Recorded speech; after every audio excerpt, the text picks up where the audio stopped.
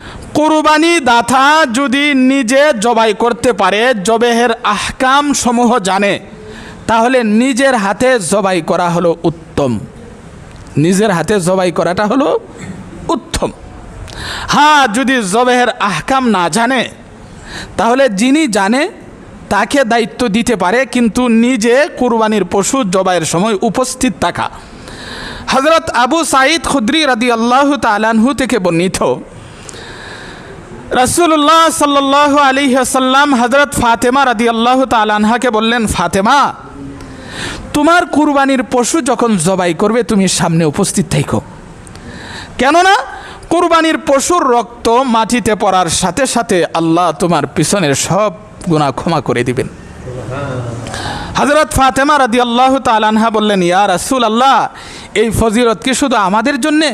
নবী বললেন, না, আমাদের জন্যে শুধু নয়, আমাদের জন্যেও, সমস্ত উম্মতের জন্যেও।